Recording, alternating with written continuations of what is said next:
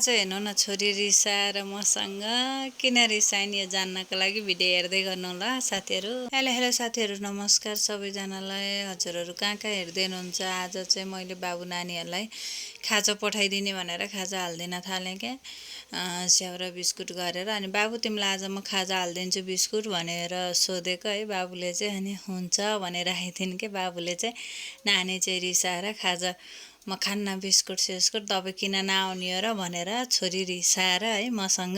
बाबु चाहिँ खुसी भइहाल्नु क्या, ल ल ठिकै छ म त बिस्कुट भयो नि खाइदिन्छु भनिराखिएन है। अनि नानी चाहिँ आज खाजा ल्याइदिनै पर्छ भनिराखिदिन् क्या नानीले चाहिँ। अनि होइन छोरी आज मेरो काम छ, तिमीले खाजा लिएर जाऊ, म बिस्कुट हालिदिन्छु भनेको। हुन्न बिस्कुट खान्न म भनेर रिसाएर हेर्नु न यहाँ कस्तो अनुहारै अर्कै बनाइहाल्नु बिचरा। कहिलेकाहीँ खाजा हालिदिनु पऱ्यो भने नि यसरी रिसाउने क्या नानी बाबुहरू पनि।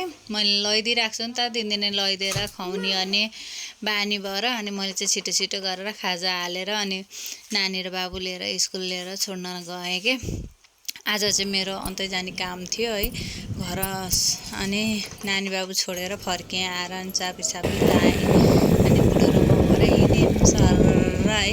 खास अनि आज हाम्रो घरै श्राद्ध हो कि, उता काका घर गर्नुभएको छ। अनि श्राद्धको लागि चाहिँ बिहान छिटै गरेर जानुपर्ने, छिटै गरेर जान भ्याइनँ म चाहिँ। बाबु नानी स्कुल पठाउनु पर्ने। अनि मम्मी र बाबा चाहिँ बिहानै गरेर आउनुभयो, बिहानै गुरु आउनुभएको भएर। अनि हामी जाँदाखेरि त श्राद्ध भ्याएर है गुरु चाहिँ खाना खान थाल्नुभयो रहेछ। अनि मम्मी बाबाहरू सबै सोफामा बस्छौँ, मम्मीले चाहिँ गुरुलाई खाना दिँदै हुनुहुने रहेछ। अनि हामी गएर बस्यौँ, काकाले चाहिँ टिका लगाइदिनु भयो मेरो बुढालाई पनि, अनि मलाई पनि टिका लगाइदिनु भयो। अनि चाहिँ बिनाजु पनि आउनुभयो रहेछ क्या हाम्रो। अनि बिनाजु अनि सबै बसेर गफ गर्दै थियौँ। काकीले चाहिँ प्रसादी लिएर आएर दिनुभयो। अनि प्रसादी खाएँ अरे। अनि यता खाना पस्किन लाएँ मैले चाहिँ खाना बिनाजु र अनि बाबा भएर खाना खान थाल्नुभयो। अनि यता चाहिँ अरू काका बाबुहरू सबै गफ गरेर गुरुबा मम्मीहरू गफ गर्दै बस्नुभएको छ।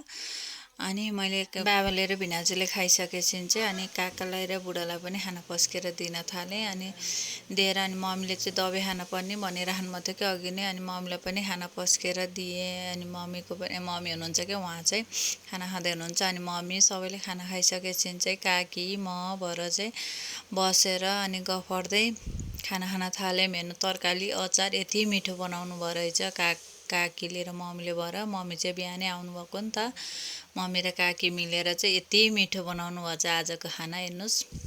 अनि खाना खाँदा खाँदै यस्तो गर्मी के, फेरि यहाँ पङ्खा लाएर पनि चिर पसिना आएको क्या मलाई चाहिँ खाना खान नि। अनि खाइवरी भाँडासाँडा मान्न थालेँ।